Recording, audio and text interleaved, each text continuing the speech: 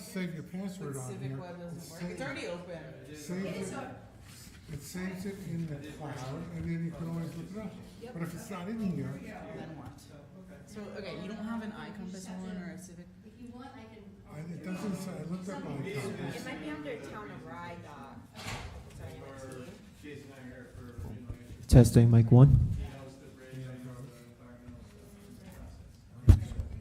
Microphone number 2. It's weird. Wait, civicweb.net right here. Oh. And then edit. Microphone number 3. Frankly, I've never refined the art of this one. I touch the screen. How is it? It scribbles, and I don't know how. So now it's not that. Now you edit and write that. So now I can edit. You didn't know that? Microphone number 4. Microphone 5. iOS 18 now? iOS 18? Number 6. Yeah, see, like there's a whole separate, Microphone number 7.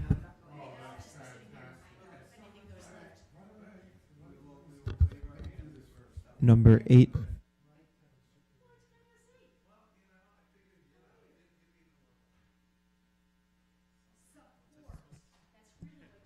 Testing.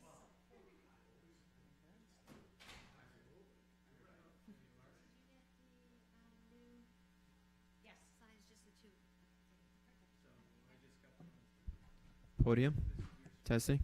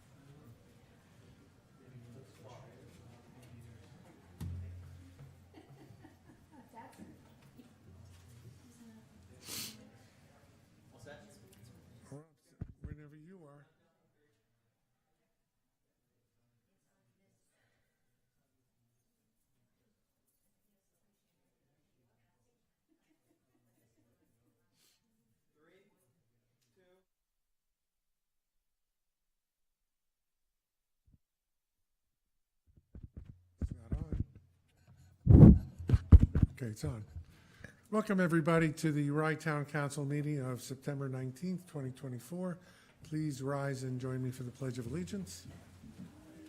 I pledge allegiance to the flag of the United States of America and to the republic for which it stands, one nation, under God, indivisible, with liberty and justice for all. Please remain standing.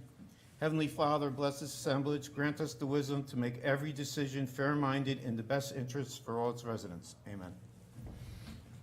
Thank you. Madam Clerk, please call her. You're on that side again, huh? Yes. Okay. Okay, I'll get back here. Councilperson Pamela Jaffe. Here. Councilperson Jill Axelrod. Here. Councilperson Thomas Nardi. Here. Councilperson Randy Selyer. Present. And Supervisor Gary Zuckerman. Present. First item, of course, adoption of minutes from August 15th. If there are no objections, corrections, may I have a motion and a second? So moved. Second. All in favor? Aye. Comments from the public on non-agenda items? Non-agenda items? Anybody on Facebook, Debbie? Nobody. Okay, anybody? Non-agenda item? Could you update the residents of the town of Rye and Village Driver about what's going on at 900 King Street? I was at a meeting where we were told that the parking lot of 900 King Street was going to be rented for a month. Not really rented, but made available to the school district for the seniors who park there, but not beyond September, because something may be happening in October. Is there any update from the town of Rye?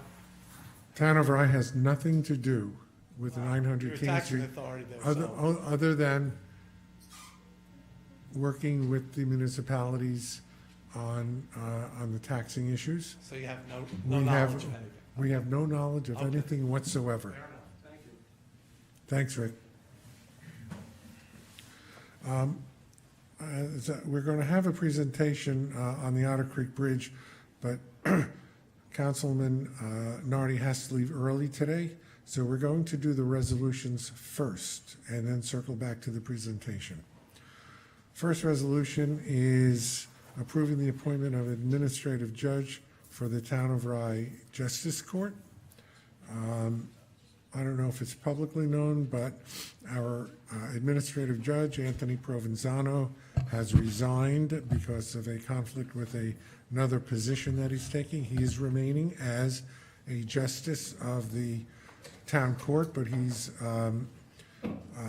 relinquishing his duties as administrative judge. And this resolution appoints Justice Max DeFabio as the new administrative judge at the same stipend. May I have a motion and a second?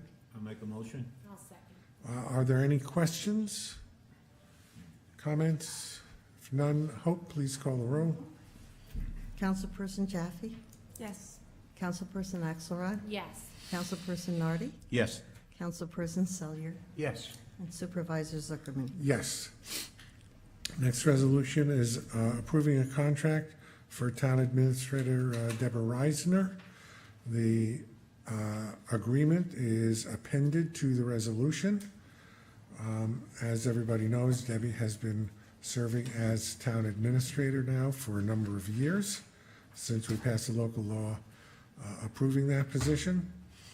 And it is our desire to enter into a formal written contract with Debbie, and her desire to enter into a contract with the town. It is set forth. May I have a motion and a second? I'll make the motion. And I'll second. Any comment from the council?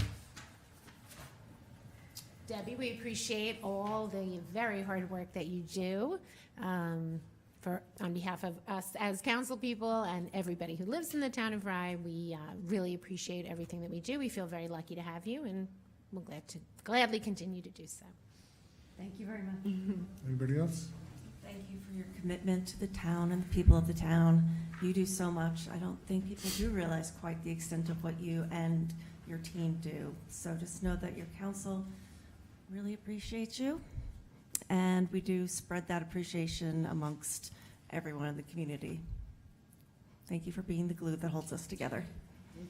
It's truly an honor to serve. Thank you. I agree. And speaking as a supervisor, and I don't know if anybody, I speak to Debbie multiple times a day, talking about all the things going on in the town. And I truly appreciate her professionalism, and it's a joy to work with Debbie. And I think that we as a team, we have an executive office team that is fantastic. Carla, Carissa, and now Ruby. It's a great team, and together with the council, I think we all work together. We've accomplished a lot in the last number of years. So, thank you. Hope, call the roll, please. Councilperson Jaffe? Yes. Councilperson Axelrod? Yes. Councilperson Nardi? Yes. Councilperson Selyer? Yes. And Supervisor Zuckerman? Yes. The next resolution is approving salaries for the deputy receivers of taxes. I guess a number of months ago, we approved a local law that created a second deputy receiver position. And under the law, we are entitled to do that. We can create 2 deputy receiver positions and actually 3 deputy clerk positions. And we've established the second deputy receiver of taxes. And that position, that is an appointment of the existing receiver of taxes, Nick Mecca. And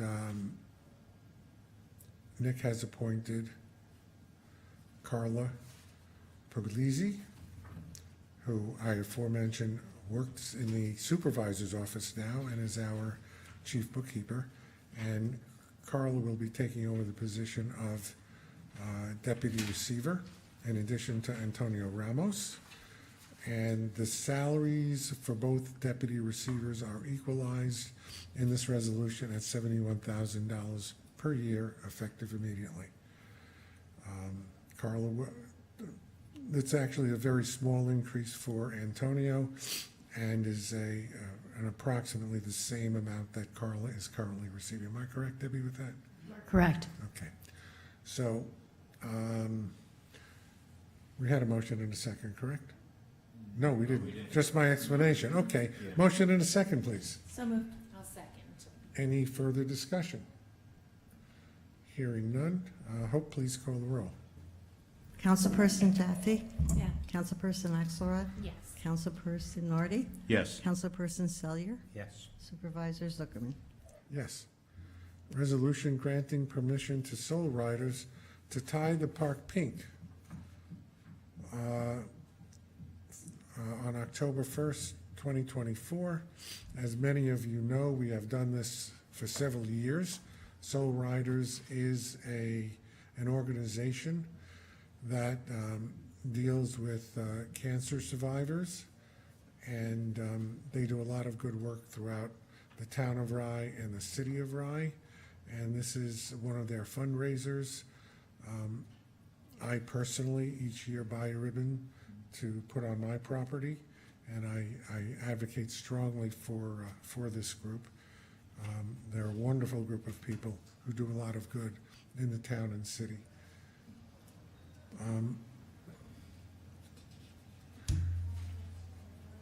Debbie left. Do we have anything in addition? May I have a motion and a second? I'll make the motion. I'll second. All in favor? Aye. They're a really good organization. They have a lot of nice fundraisers down at the Wright Town Park, and they're a good, very good outfit.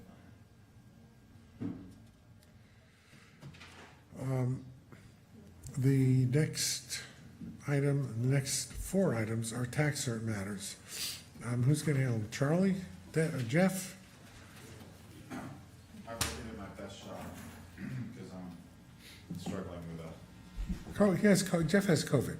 Oh, don't even. I am your super spreader. Just kidding. He has a So the sinus first one is infection. Labella Realty. This is a commercial property. I'm sorry, if I've taken it out of order, I'm sorry. With LaBella, do it. Right, so the refund on this one is relatively minor. This is a commercial property in Portchester, and we're settling 4 years. The village refund is just over $4,000, and the school refund is just over $8,000 total. I'll ask this question each time. The village and the school district have been apprised of this and are, Yeah, I have. We have along the way, but I've also done that this morning on all these properties. In particular, the Phil Ciliano, the Portchester school business manager, has been made aware of all the settlements. motion and a second, please. So moved. Second. Any further discussion? Please call the roll. Councilperson Jaffe? Yes. Councilperson Axelrod? Yes. Councilperson Nardi? Yes. Councilperson Selyer? Yes. And Supervisor Zuckerman? Yes. Which one do you want to do next, Jeff? We'll do the big one, Wellington Green. That's a 66-unit condominium. And the refunds here are fairly substantial, so there's been a long negotiation, over this case. We've had 2 years. We've been able to knock 2 years off. They've been withdrawn. So this is a case that's settled from 2018 to 2022 with the school district. The refund to the school district is about $160,000, the village $80,000. And this is basically, these are relatively small refunds per condo unit, but they add up. And then they add up both by the number of units and the number of years. So fortunately, we were able to get the plaintiff's attorney to withdraw 2023 and 2024. Condominiums. So each one gets their own refund. They each get their own refund, All right. So that's a refund spread over a 7-year period. Spread over, well, actually, those refunds account for 2018 through 2022. And with 2 years withdrawn. With 2 years So withdrawn. the settlement covers 7 years. Correct. I'm trying to give you as much credit as possible. Actually, I'm Dan, not used to that. yeah, but didn't Dan, isn't this Dan's case? So yes, this is Dan's case. Give Dan credit. This is an old one of mine, but Dan took it this time. I'm familiar with this. Okay, motion and a second, please. Please call the roll. Councilperson Jaffe? Yep. Councilperson Axelrod? Yes. Councilperson Nardi? Yes. Councilperson Selyer? Yes. And Supervisor Yes, Zuckerman? thank you. We have to The talk next about one is 12 Hilltop, which is a residential, it's a house, 12 Hilltop Drive in Portchester. This is a relatively minor refund to the school district, $6,000, and to Portchester Village, just over $3,000. This is 1 year at issue, 2020.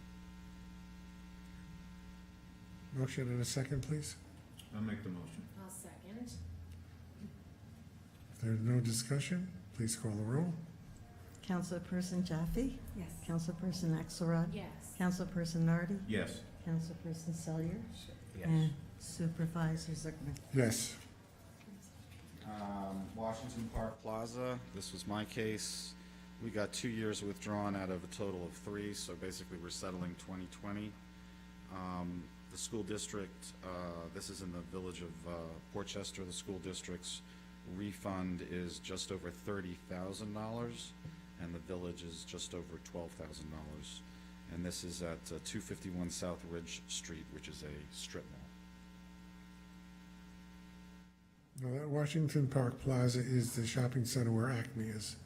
Isn't there a refund also with Rybrook, or is it just Portchester?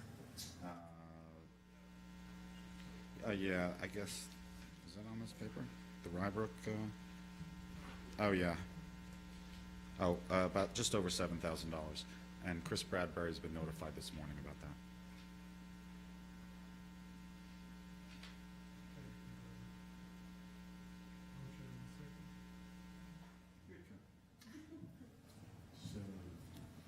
Second. Speak into the microphone. So moved. And I'll second. Please call the roll. Councilperson Jaffe? Yes. Councilperson Axelrod? Yes. Councilperson Nardi? Yes. Councilperson Selyer? Yes. And Supervisor Zuckerman? Yes, thank you. Let me just say something about the tax certs. I usually say this when we have a group of them. The municipalities, the villages, the school districts are aware of what's coming down the road because we have meetings 3 times a year to discuss every single tax cert case that's on the list, with particular attention to those that have large assessments, $5 million or more, and that have many years outstanding, which we are trying to reduce, and we have reduced substantially, and also that have what they call note of issues, meaning they're getting ready for trial. So none of these are a surprise to either the villages or the school districts when we settle the cases, because we discuss them. Usually they know about it. Even if they don't know the exact specifics at the time, they are aware that this is coming down the road, usually months ahead of time. So, no surprises. And with that, thank you. That ends the resolution section, unless I missed one. And now back to the top of the agenda for the highlight of our day.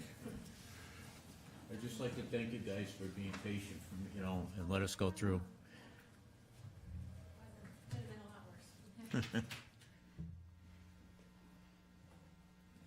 Tell us who you are and why you're here. Of course.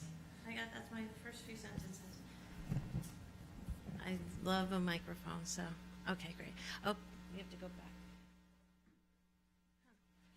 Oh, there it is. Okay, perfect. Okay, my name is Mia Nadaski. I'm a principal with HVEA Engineers, and I'm here with Steve McAvery, our environmental scientist, landscape architect, and Jason Watska, the structural engineer on this project. I am here to give a progress update on the Southbury Avenue project, bridge over Otter Creek, and it's a bridge replacement, and just to keep everyone informed about the status of the work going on. So first, a recap of this bridge project. The town applied for a Bridge New York federal aid funding and secured those funds at an 80% federal, 15% toll, and 5% for the town share of the costs, and that means that the town residents are getting this project at 5 cents on the dollar. So appreciate the administration for securing those funds. So The cost was, how much? You have the cost. You have it in that page. Here it is. Okay. The cost is 95% federal funding, $4.841 million, and 5% locally funded, $256,000. That's the full grant, including construction, design construction, and construction oversight. Unless we could find more money elsewhere. Yeah, I think as we see now, we think it's going to cover the cost of the project. So, okay, existing conditions. So the existing bridge is a steel beam bridge on stacked stone, originally mortared foundations and abutments. The steel beams are showing signs of deterioration, and it's not the material that's preferred over water. It's the DOT actually has changed all bridges over water. They prefer concrete because the steel does deteriorate like this, and you need to paint it very often to keep it maintained so it doesn't deteriorate, and it's almost impossible to keep up, especially in this type of location, which is a salty, briny water. So it's not founded on piles as well, and that's another problem. The DOT requires all bridges over water to be founded on piles to avoid failure due to scour, and they're called scour critical bridges. So they're actually, in the Bridge New York program, it's a lot of the bridges are critical bridges over water that they're founding on piles, replacing and founding on piles. And lastly, The hydraulic opening and the elevation of the low chord, which is the lowest point on the bridge, were recommended to be increased to prevent overtopping and debris collection during storm events. So to address all of these needs, the bridge replacement was a recommended alternative. Okay, so this is the proposed new bridge. The new bridge will be pre-stressed concrete voided slabs founded on new piles and abutments. The hydraulic opening will be increased by 15 feet. That's the width of the bridge. We call it the length, but it's more generically known as the width of the bridge where the water goes under. And the low chord will be raised a little more than a foot. And in a location like this, when you raise the low chord, it does a lot because it's such a huge watershed that 1 foot up, it takes a lot more water on. And it's so that's the most effective thing to do, is to raise the bridge. The abutments on the main, I'm calling the mainland side, this side over here, and the yacht side, this side. I call this the Otter Creek side and this the Sound side, just to be, instead of north, south, east, west, so that everybody can kind of get an idea of where we are. So the abutment on the mainland side will be constructed behind the existing abutment, and the existing abutment will be used partially as supportive excavation during the construction and removed once the new bridge is in place. The abutment on the yacht club side over here will be constructed in place of the existing abutment, and a cofferdam will be needed on both sides during the construction to keep the water out when we're driving new piles in the abutment locations. The cofferdams, this is one of the more stringent environmental requirements of the job. The cofferdams must be put in place during non-fish spawning season, which is between March 1st and June 30th every year. And then after the cofferdams are put in place and it's dewatered behind the cofferdams, we can work that's considered out of the water, and we can work in those locations at any time during the year. So those dates don't apply during that time. Also, the bridge will be widened, as you can see, because of the stage construction, which we'll go through in just a minute. And the widened section will be left in place as an overlook to the Otter Creek Preserve, which is this direction here. Okay, so this is the staging. This is as you're looking, standing on the yacht club property looking back towards the mainland. So this is the existing bridge right now. You might know there's an existing water main here. It's actually only an 8-inch water main, but it's encased in insulation, and then it has metal brackets around it too. So it's much more obtrusive than just the 8 inches of the water main. That's going to be, well, I'll get to what's going to happen with that. And then there's 2 9-foot travel lanes and a 4-foot sidewalk. That's existing configuration. So the very first stage 1 is going to be this 1-lane alternating traffic under a temporary traffic signal. And a 10-foot 2-inch lane, so trucks are able to pass through that. The biggest requirement, another big requirement of this project, is that one-way alternating traffic. We had made an agreement with the yacht club not to do that configuration during the height of the season for the beach yacht and beach club, which is Memorial Day through Labor Day every year. So, so we'll get to that, how that impacts our project schedule. And then this right here is a gas main, and this is the existing water line. So, okay, so stage 1 demo, the cars will be 1-lane alternating, and this whole section will be removed. The water line will be moved first, excuse me. The water line will be temporarily located here, and then this whole section will be removed. Then the construction during stage 1, the entire section here will be, so it'll accommodate 2-way traffic in stage 2. This will be constructed, and the permanent water main will be actually relocated under the bridge, so it won't be hanging on the side, and it'll be tucked underneath. And that was an agreement that the waterworks made, encouraged by the supervisor, and that was in an effort to make the view shed more beautiful on that side. So the water main is tucked underneath the bridge. The gas line at this time, a sleeve will be put in place, and the gas line will be relocated to this first little conduit, and then the second conduit is an extra sleeve that will be left in place for any future sewer line that they wanted to have an opportunity to have that just in case the sewer line is program for that area. And it's better to have it than to have it and not need it than to need it and not have it. The Village of America, Right. yes, exactly, yeah. Yes, oh, did you want to stop me there? It's probably easier for me to answer a question if you have it right on that.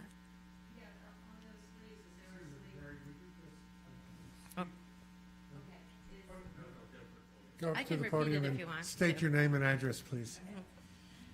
Mary Stetson, 565 Alder Road. It's the khaki-colored house that you saw in the background right at the bridge.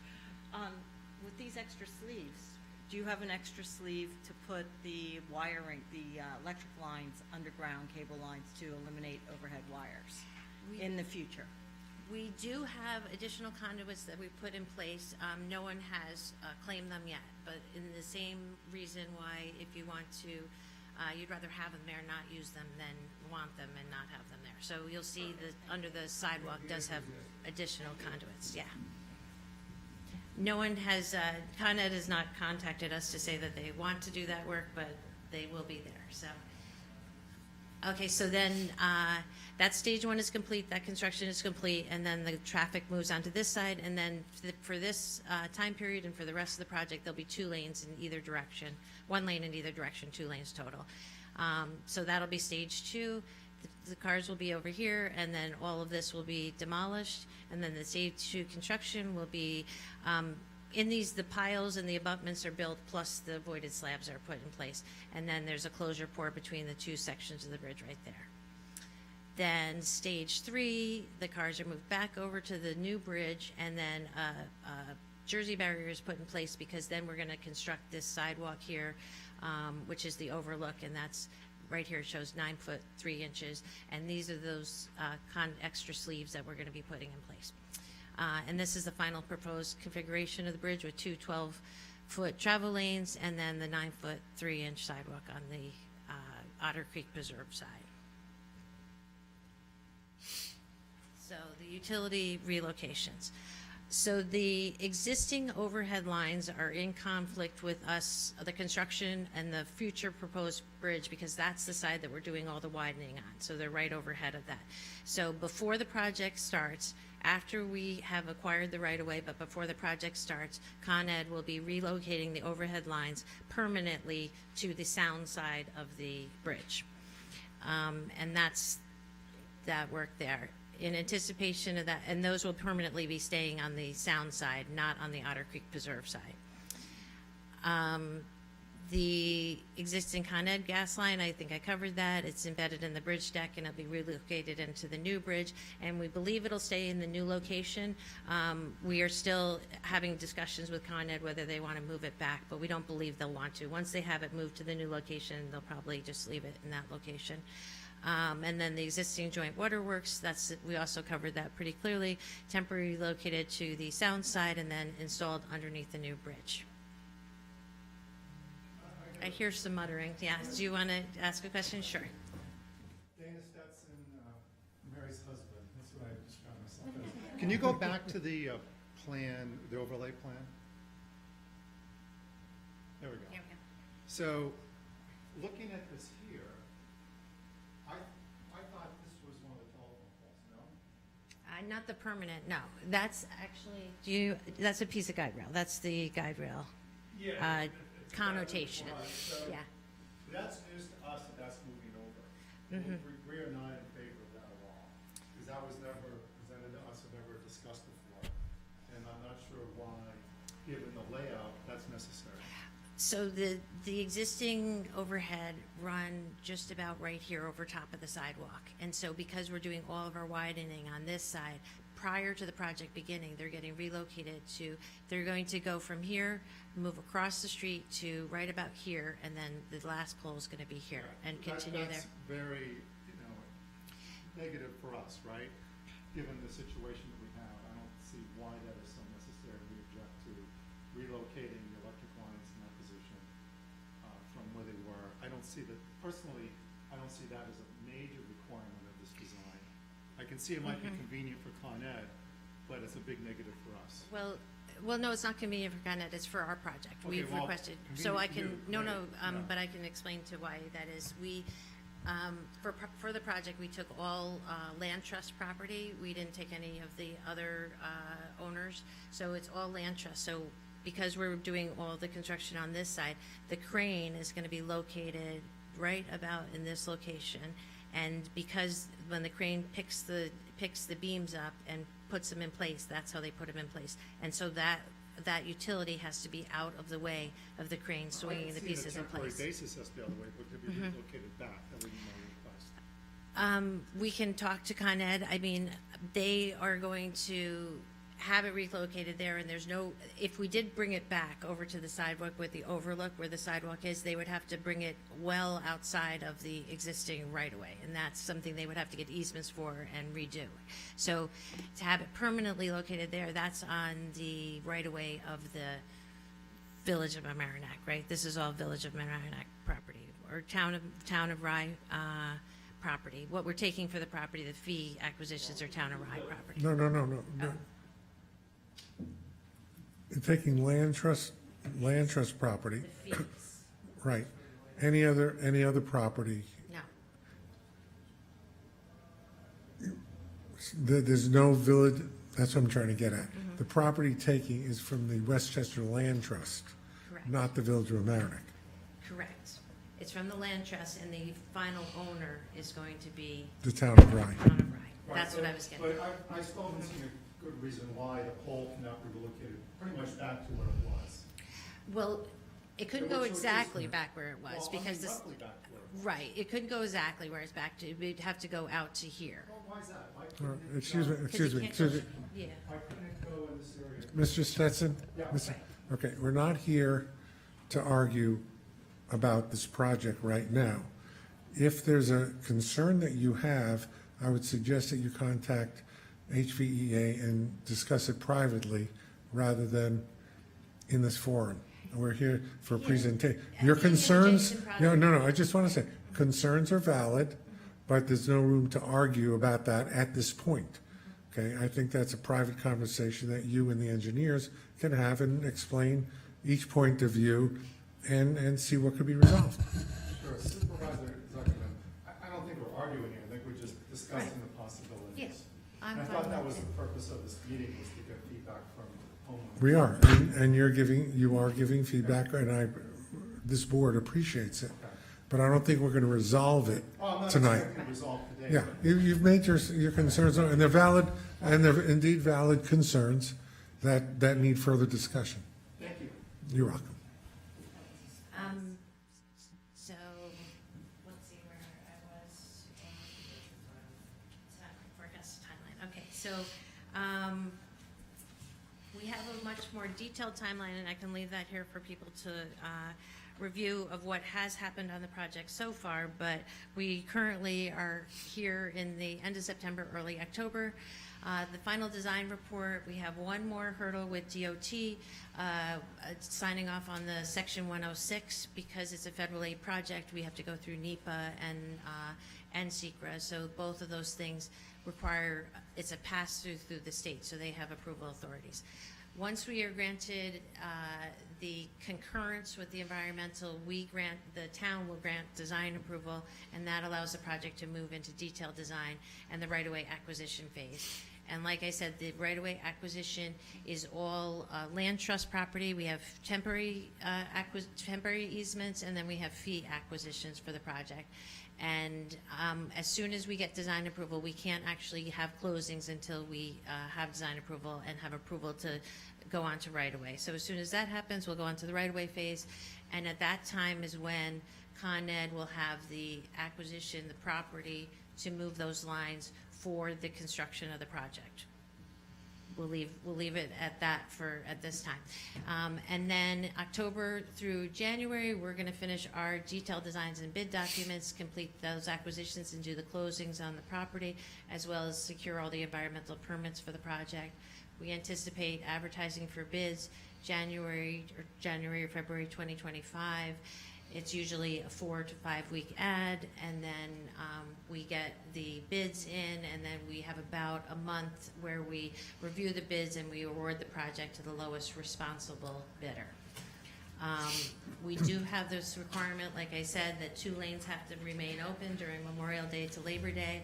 So since we're letting the project in April, we're coming right up to that Memorial Day, so we anticipate that all of the precursors and preambles of the project will be done. They can actually install some of those cofferdams and do some of the work, but they won't be able to close the road to the 1 lane and start the stage 1 that I showed until Labor Day of 2025. And then the construction will go through 2025. By Memorial Day of 2026, they'll have to have 2 lanes open. They'll probably be progressed more further on than that. And then we anticipate that the project will be completed December 2026. So you'll be able to watch as the construction starts in those stagings that I showed you. You'll really be able to get the timeline as you see the cars moving back and forth from the 1 to the 2 to both sides of the bridge, and you'll see the construction of the bridge going on. There was one final thing that we wanted to update everyone on. So as I said, the right-of-way is being obtained from the Westchester Land Trust, who they own and maintain the Otter Creek Preserve. And a temporary easement is being obtained, as I said, in that one location on the mainland Otter Creek Preserve side of the bridge to stage the crane to install the voided slabs. And the Land Trust has asked us, the requirement is for us to restore it to the slope area, the shore area, and they said that because that shore area is currently compromised and has a lot of invasive species, they would prefer that we leave that a flat area and that we look to install a handicap parking space for people with limited mobility having access to the preserve. That's one spot, and because it can't be perpendicular because you can't back out onto the roadway, it has to be parallel with the roadway. So it would be one spot parallel to the roadway, and it would be signed for towing to ensure only handicap use and not general public use. Lastly, the ped rail and the highway guide rail is to be painted by a color that was picked by SAPOA. And then we're going to, during construction, we'll provide a sample of that in real time so they can, confirm that that's their choice for that color. And that's all I have for the update. All right, thank you. Hey, Okay. Dana Stetson here again. Thank you so much for that detailed information. Can you go back to the first slide you showed with the overlay? There we go. I don't see is parking in that image? We don't have parking in this. This was done before. We recently, but it would be in about, it's exactly where that truck is, and then the access for the handicap would be right to the sidewalk. We'd have a ramp going to that sidewalk. Again, we would advise that we think that's not great.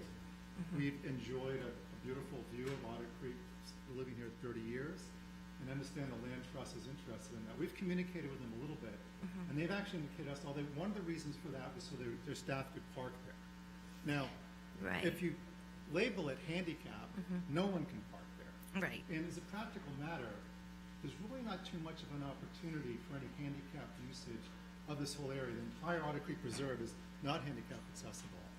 And so, as much as we're against any parking, I think a possible compromise would be to leave that area in a natural gravel state and allow a parking, potential parking there, in particular for their staff, versus no one can, effectively nobody can use that for parking, staff or otherwise. I mean, obviously there might be some small percentage of handicapped people, but I'm not sure why a handicapped person would want to park there.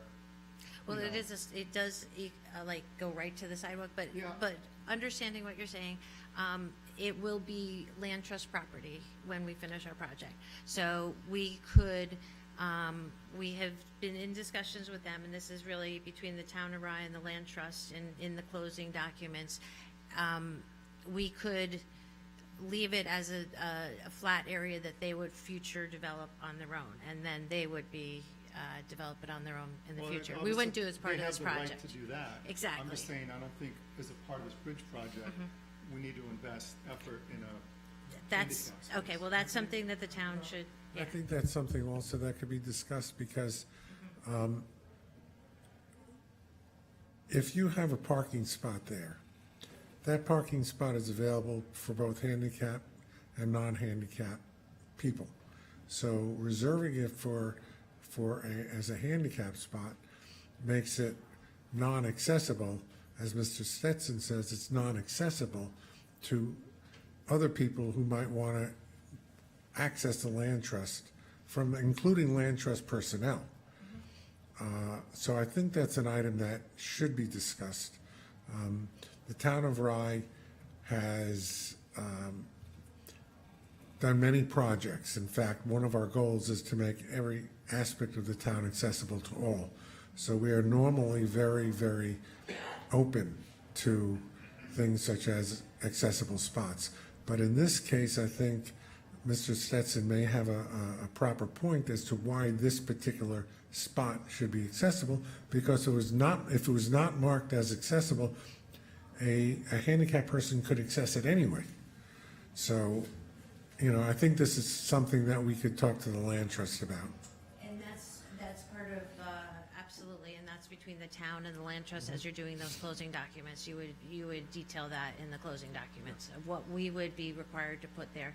And yeah, we had this discussion, and that was one of the things I did want to bring up tonight, because it was one of the things they were asking for, that was something that the town is going to have to make a determination on. I don't know also, the placement of handicap spots, I would think would be subject also to the building department or whatever department in the village of Mamaroneck that have jurisdiction over that. People can't just put handicap spots any place they want. It has to be an approved spot and enforceable by the village code. So that's a discussion that would need to be had going forward. Yeah, absolutely. Yes, sir. My name's Aristide Zerbuk, 575 Alder Road. I'm adjacent to the Stetson's house. Right there, thank you. I agree. I would prefer to see the handicap spot if it's to access to the preserve, on the preserve side. I'm not really sure if the explanation you gave, that I'm understanding why it couldn't be on that side. Also, moving on to if it is on this side of the Otter Creek side, I believe that is village property. I know Supervisor Zuckerman, you asked at the beginning, are we taking all of the preserve land that we're using? And I think that So the only land that I know of that we're taking by, let's call it a friendly eminent domain procedure, is land trust land. So land that is currently owned by the village of Mamaroneck on either side of the bridge is not something that we're going to be touching. I would disagree. I would say that truck right there that's in that image is 100% on village property. I've been watching the people coming and going, surveying. I am sure that's village Well, property. there are maps that indicate who owns it. They have the maps. Yes. And So the only portion so the land trust property, the only portion that's a fee taking is permanent structures. So actually on the opposite side is where we're doing most of the fee taking, where the wall is continuing on and where the abutment is gonna be permanently on the land. That's where fee takings are. That's gonna be a temporary easement that's gonna be given back to the land trust, and is where the crane is gonna sit when they put the beams in place. So that'll be flattened out and it's given back. And they've requested to leave it flattened out, and they further requested for the parking space, but now we're looking to maybe circle that back to just leaving it flat for them. yeah, we would like to see it remain as natural as possible and not be asphalt. And I'm not sure if you're done with your presentation, but I am curious to know what the materials are going to be that you use for the passengers that walk the pedestrian side. The materials of. Is it all going to be steel and concrete? The interior guide rail is going to be bridge rail along the roadway side, along either side of the roadway.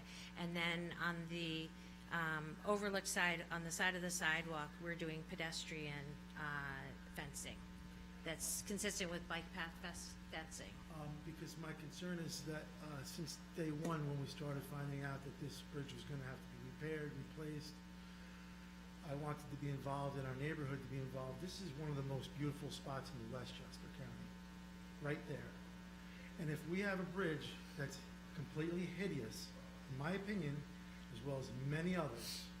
And we have this one opportunity throughout our lifetime to get a nice-looking bridge, to use the same materials and make it look hideous again, is a disappointing for taxpayers and all the people that come here to use that preserve, walk across it, natural beauty I just hate this. The Stetsons and I have the view that look at this bridge every day.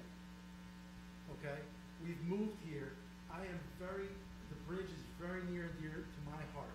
I got engaged on a bridge. It's very important. We love seeing this bridge. We love seeing nature. I'm just going to emphasize again, we have had no input whatsoever from day one on how this bridge is going to look. First and foremost, safety. Well, if we're gonna change this bridge one time here and change it and have the same guardrails and everything else, I think we have a missed opportunity here. And for the price that we're getting it for, we should be able to put a little money into it ourselves. The Preserve, Shore Acres, Town of Rye, and the club. We have a lot of entities that could be contributing or to make this thing actually look nice. Thank you. Thank you for your comments, and let me assure you that it is our objective to make it as attractive as possible. The one thing that I guarantee, whatever is there is going to be more attractive than what's there now. That's for sure. That's a low bar. That is a low bar. But look, we've worked on it. We have certain constraints because we're dealing, and Mia can explain better than I, with the Department of Transportation. And we suggest, or they have suggested through us, or we have suggested through them, certain things, and the DOT will say, that's against the law, it's against the regulations, you gotta put this, or you gotta put that. So we're dealing with the bureaucracy, and we're doing the best we can. We work with SAPOA. They have been involved from the beginning, and have commented, as Mia mentioned, on, to choose the color of the bridge, for example, and other things, and some design suggestions they've made that have in fact been put into effect. But that doesn't mean it's the end of the road. We had a public hearing in the spring on that. I'm sorry. The rendering available? Because we do have a rendering of the new bridge, and I don't think I would say hideous, but that's I thought you would put that up.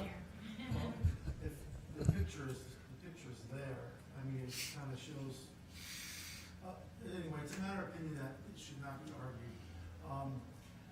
The point I'm trying to make When do is you that have to leave? I've tried to make several attempts to show that I want to be involved in this, and that the community should be involved.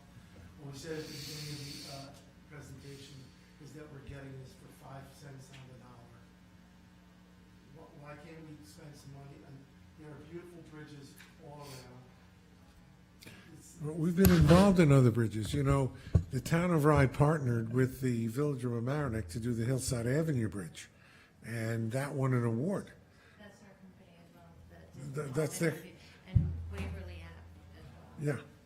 So HVEA knows what they're doing when it comes to bridges, and they make them as attractive as the Department of Transportation will allow us to do. I assure you of that.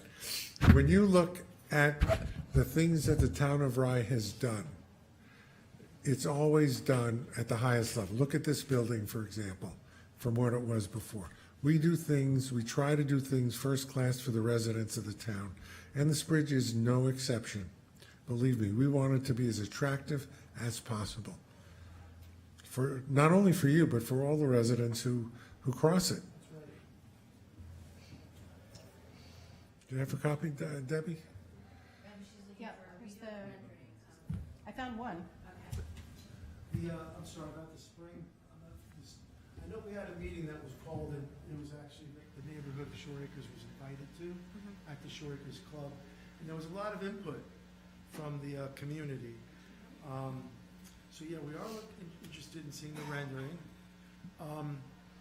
But it was very short notice before we got the notification that community could be involved. It was like couple days or Well, we've week been or in two? contact, they've been in contact with SAPO, with Dan Natchez, and the other people involved. So it's not that the community has not been involved. I would suggest that you Just talk to. the color of the bridge, respectfully, having input on the color of the bridge is not really having input on the bridge, in my opinion. Can you put that up on the screen? Yeah, I'm not sure. Where the placement of the telephone poles is not on that. No, it's an artist rendering. Yeah.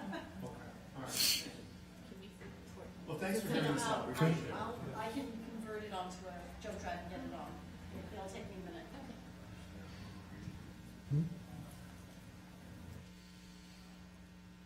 And as I said, we're looking, design approval is all the, what design approval is, we choose the replacement alternative, we choose the footprint of the bridge, and then we identify all the environmental impacts of that footprint, and then we mitigate all those environmental impacts. So that's the stage we're at right now. We've just gotten to that point.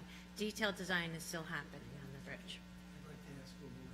Sure. Bring up one more thing about, not so much the design, but the placement of the bridge, if you can go back to that. This bridge has been here, or not this particular bridge, but there's been a bridge here for quite some time. 1890, definitely. And I'm looking at the way that the approach is, and I know that there's a lot of rock ledge in this area and here. And I also see that the approach from Marion Beach and Yacht Club comes in here. Has there been any research or data that shows that we cannot move the bridge on the same angle and move it out here and come across this way? Why does it have to come across here and then come to the Stetsons and then curve this way? Has there been any discussion or research that it could not go this way? Why, Well, that's where it is currently, but Yeah. if we're going to replace it, why does it have to be replaced in the same exact spot? well, the first answer is that's not the town of Rye property. The roadway is, it has to tie back into the existing roadway as quickly as possible, or we have to buy all that property. So all that property that it would cross would be not the town of Rye property. That would be moving that whole road over quite a bit. Generally, what we do in bridge projects is we try to locate it where it's existing already to have the least amount of impact on the adjoining properties. To pull out the deficient bridge and place a replacement bridge on the same alignment and location. I just see that we're kind of going out of our way here to make that single approach that it currently is, instead of taking a direct approach and going into where it seems like naturally the bridge should go. I know that the bridge has to go into stone, I mean, you have to drill down deep enough to get to. There's another point, Aristide, and that is that the town's jurisdiction is over the bridge. The road is the Village of Amerenex Road. So we would not have jurisdiction to move the road in any way.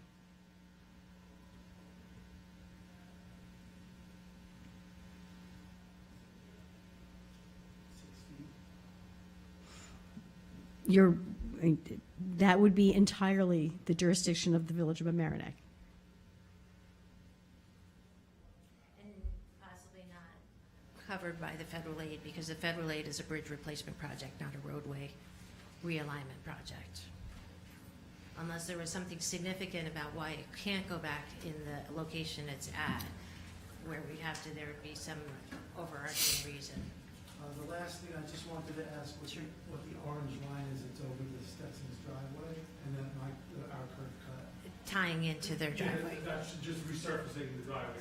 Yeah, that just ties into the driveway. That's not a change in elevation. That's just a redoing, because during construction, that's gonna be chewed up, and so we'll replace that section. But that'll be at the same, it ties in at the green line where it's existing, and that will just be a reconstruction to make sure that any construction damage is repaired. All right, Debbie, do you have that? There we go. Sure. Just one quick question. With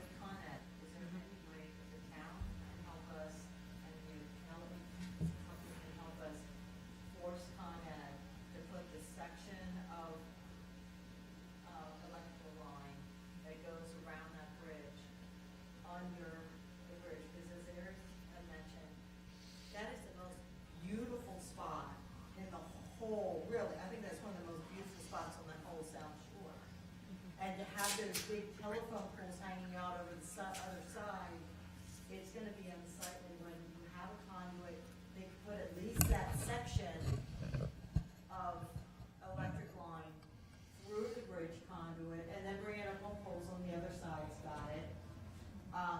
But just so that that bridge view is as beautiful as possible. Of course, you know, I'm an engineer, so it can be done. It would be considered a betterment for a project like this. And so the cost of that would be not in the federal money, but it would be considered a betterment. That's the bad answer, I know, but we've done some undergrounding of electricity, and it's, I mean, $300,000 a length, and then like at each end you have to have these big vaults. So, I mean, but it's absolutely possible, but yeah. And there's also communication on there too. We'd have to, yeah. Jason, you have to go to the microphone to be heard. Oh, okay. Did you have something to add, or? No. Okay, yeah, no, I think he was just thinking of the communication too, just to make sure that we didn't forget that there's also cable vision and No, telephone. I was just gonna say that, you know, we really need to talk to all of the utilities, because as you know, on what is called a telephone pole is Con Edison, which is at the very top, and everybody else is below it. You know, you have Verizon and Optimum, or now Altice, and all the other utilities that use it. And I think that, yes, the best project would be to have all of them under the bridge. That's absolutely the best project. What it would cost, I'm not sure. Exactly. We could And have who would pay an for it? estimate of that. They Well, it may, would they definitely may, be a they may do betterment. it and charge the ratepayers. Right, as it would opposed to definitely us. be a betterment, and that it would be, the cost would be borne by the person, the owner of, not the utility, but the person that wanted to do it. So the town could pay for them to do it, but it would be pretty expensive. But it wouldn't be something you could get federal aid project. You couldn't get right. It would be a betterment, because there is another way to go. I mean, but I understand. We did underground a lot of utilities in Beacon several years ago down by the DM Museum. And it was, I think, $2 million to go from the ferry dock up to the Beacon. And they had these, about every 300 feet, they have these massive underground vaults to pull the wires. And that's not including the, at that time, we didn't have Cablevision or Verizon as well. But it's All right. not impossible, physically. So by the way, I took a photograph when Con Ed took down the bird's nest, by the way. I'm looking at it now, there's one very light auxiliary cable in addition to the three primary power. Okay, so there's not much, yeah. There's not a lot there. Yeah. Auxiliary cables. All right. Mia, is that it? That's all I have. Okay, questions from the council? Thank you. One more question from our city. Thank you. So, as like, you know, we're like the closest ones to this project here in Shore Acres, Mamaroneck, and we're gonna be going through quite a bit of, I don't know, you guys saw how the bridge went in Mamaroneck, it took a long time, jackhammering, and there's dump trucks, and there's cranes, and there's a lot that we're gonna be going through. I have an 8-year-old son who likes to run around in the yard and play ball, and this is gonna disrupt our lives. Okay? We take our kayaks, we bring the kayaks, we slide them along right into the creek. I'm wondering, I'm just gonna ask as the homeowner, for me selfishly, or for other people that may want to use this preserve to get on their kayaks and go for a little ride and see our beautiful nature. Well, now we're gonna put a parking spot so someone could actually do that. Can we put something in there so that it's actually like a little floating dock along? If we're already doing this, can we put something like a little floating dock with tidal marsh that goes up and down, just so we can still be able to have access to do that?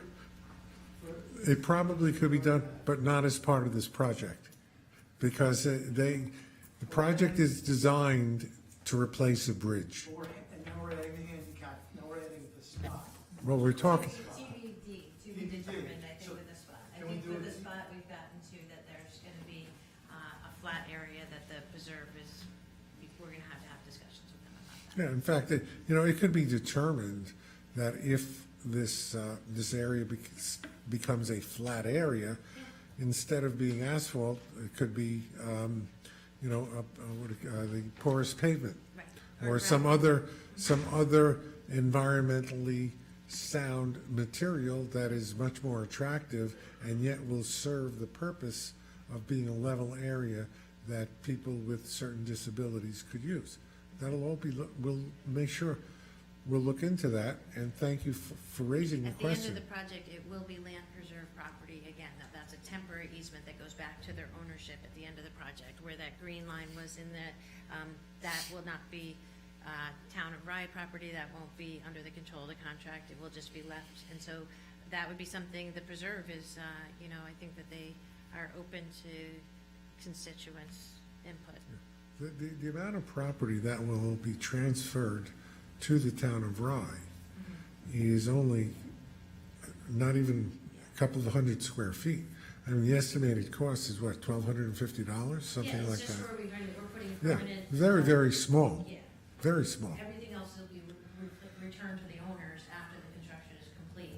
And, and at that time, and they have asked us to leave, instead of trying to restore the slope area, they said that that's already compromised and has a lot of phragmites, so they don't want us to try to go in there and try to recreate a slope that's not really great already. So they'd rather have the flat area, is what they've asked.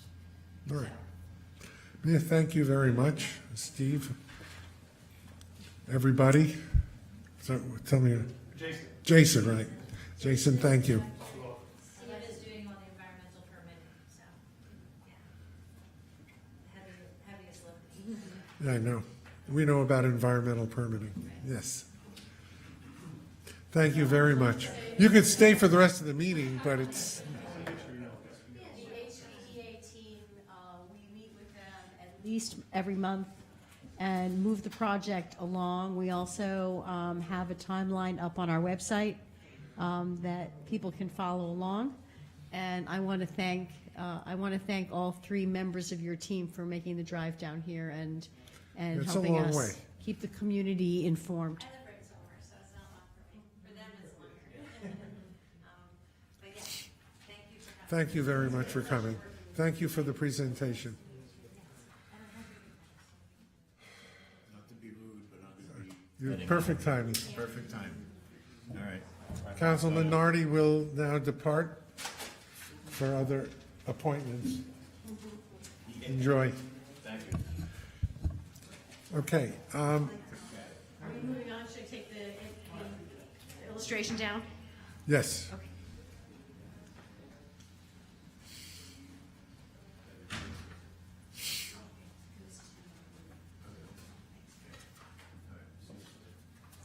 We're going to, Davey, you want to do the financial report? No additional? I would just like to point out that, once again, our tax receivables have declined from 0.84% to 0.76% year after year, and testament to our keeping on top of things.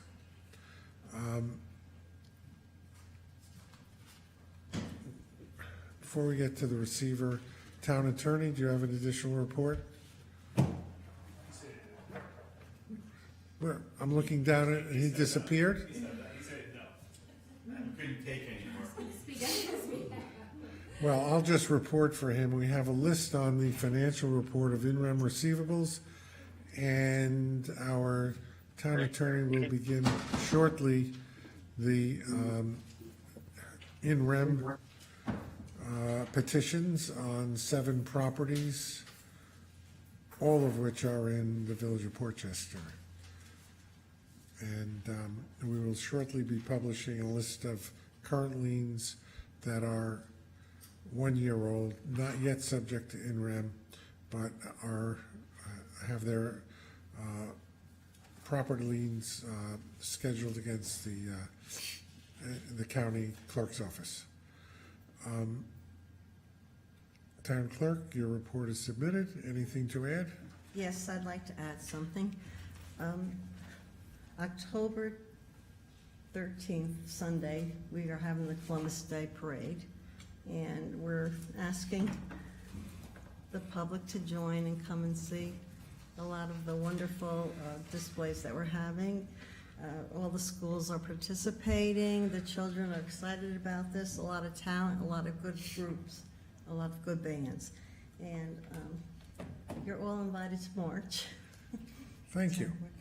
And so it'll be. Would you parade can will we start. calendar that for all of us, please? Okay, sure. Or calendar it for all of us, whoever calendars things? Thank you. So the parade starts at 2 p.m. on Sunday, October 13th, and the rain date is October 20th, same time.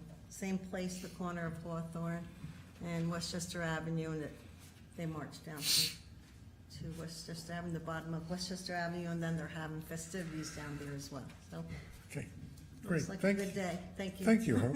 You're welcome. Receivers report. Is Nick on? Don't see it. Okay, well, then I will make the announcement. Our receiver of taxes for many years, I don't know how many years, Hope? He's been a receiver for 16 years. 16 years, and before that, he worked in the clerk's office, I believe. Yes. A total of And 34 Nick years. Mecca has advised us that he will be retiring as of October 18th of this year. And meanwhile, he is working with our deputies to get all things in order. And we will, at some point, be appointing an acting receiver of taxes after his well-earned retirement. So I'm not when is our meeting next month? It's on the 18th. It's the third. October 17th. Okay, so Nick will still be the receiver when we Right. when we have our meeting, and we'll congratulate him again at that time. There are no further reports, announcements. We have There Halloween are lights. announcements. Yes. We have Halloween festival, Crawford Trunk or Treat, which you can talk about. And I Nick know, would I like to see make his him report. there. Victor, I'm just going through that. Victor will give a Crawford Park report. No. You all got the report, right? Okay. Candy's away on vacation, well-deserved. If there's any questions on it, I'll answer them the best I can. Okay? On our agenda. Okay. So would you attach it so we can all look at it Yes. when you get a chance? Yep. Thank you. Okay, as you see, the ball field was opened up. I'm not sure exactly the date, I'm just lost right now, but we opened it up a couple of weeks ago. We had a bunch of different teams there, from soccer to softball to football. And of course, Shelley Mayer was there because she got us the grant to do the field. If you haven't been out there, the grass is like a carpet, and the baseball field is well maintained. Okay, so we did have our first ever game on the field just this past Tuesday, I think it was. A group called RAPS, Westchester Recreation and Park Society.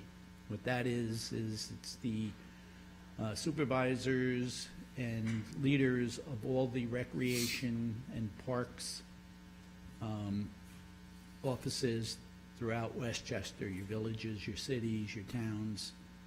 So they came and we got to showcase Crawford Park, and again, we got, wow, this is a hidden gem. And Gary was there. Oh, yes, I was. Yes, and went real well. They split it up to whereas the northern towns and villages against the southern, and southern won 5-4. And who was the umpire? I was the umpire. Okay, this coming Wednesday, the 25th, we are having the first annual Town of... I have to interrupt you. Do you want to watch the video? Okay, yes. Sure. Okay. Can't play. Play. We can play. I don't know. I don't know. It was all teed up.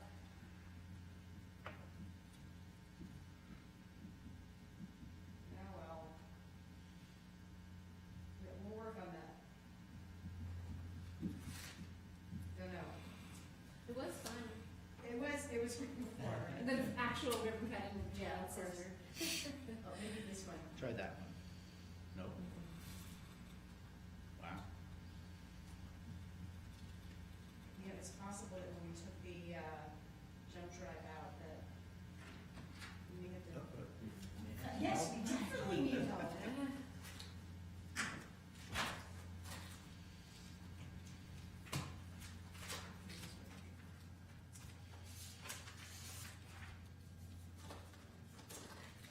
You have to reload it.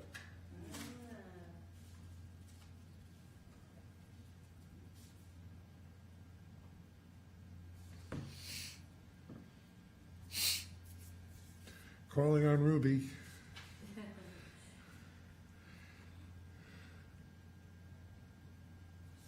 Ruby's becoming the Jill of all trades.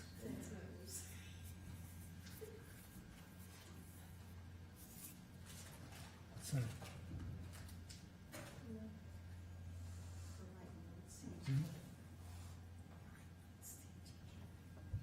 I'm gonna put you over here.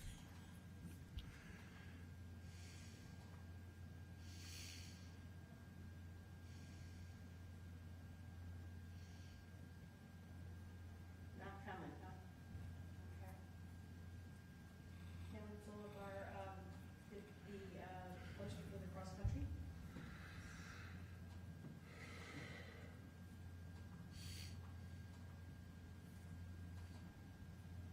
That worked. Sorry, no videos tonight. Wednesday, the 25th. I don't know how to get that out of the way there, but we're having the first annual Town of Rye cross-country meet, with the high schools being Blindbrook, Dorchester, Rhinebeck, Rye, and the Keough School. And it'll be starting at 4:45. Looking forward to this event. We are actually closing the road from 2 p.m. to 7 p.m. so that we don't have to stop traffic while the kids are running. There's a boys division, a girls division, and there will be awards at the end. All within the park. Well, also they're using part of Rye Hills Park also. And they're running an actual 5K, 3.1 miles. So that's that. We did have a community cleanup this past weekend. Numbers were a little low, but we did get a lot of work done. And I want to thank everybody for that. And my last thing is our Halloween trunk or treat with a movie. We'd like, the whole council, if not all the employees, to bring their vehicles and open up their trunks. Last year, we were surprised. We had, for the first time doing it, we had a ton of people. We had about 300 people. Yeah, yes, Now, that was a lot of fun. I hope all of you come because it was a lot of fun. yes. Bring so much candy. But we're also, the town will be supplying treats to anybody that brings their vehicle, but if you'd like to bring your own, you're more than welcome. We also would like you to register so we know how many cars and how much area we need to save to do this. And that's all I have right now. I have a question. Okay, I'll give Holiday Lights. I have a plug. question, Okay. guys. Oh, no, okay. My finger was, I was gonna say, what's the date? My finger was covering the date. That's okay. All right, October 26th. yes. Okay, and the last is our Holiday Lights Festival. It's grown bigger and bigger every year. If you haven't been there, try and make it. It's from 4:30 to 7 o'clock. We're moving a few things around this year. The tree lighting will be done in the back where the food trucks and the music is played. And just be there, enjoy it, come and have fun. And Mrs. Claus will be there also. Thank you. You've gotten so much use Thanks, out of Vic. that costume. That was a good festival. All right. I don't really have anything. I think it's all been covered. Thank you, everybody. Does any comments from the council people? I'm adding trunk or treat to my calendar, so I remember to buy candy. We expect everybody there. It was a lot of fun, a lot of fun. One last thing, you gotta decorate your trunk. That's right. No, that's the problem. You're gonna decorate it. I don't think, I'm not a decorator. I brought chalk pens last year, right? I finally like Windexed off my son's car a year later. All right. If there's nothing else, may I have a motion to adjourn? So moved. Second. All in favor? Aye. Thank you.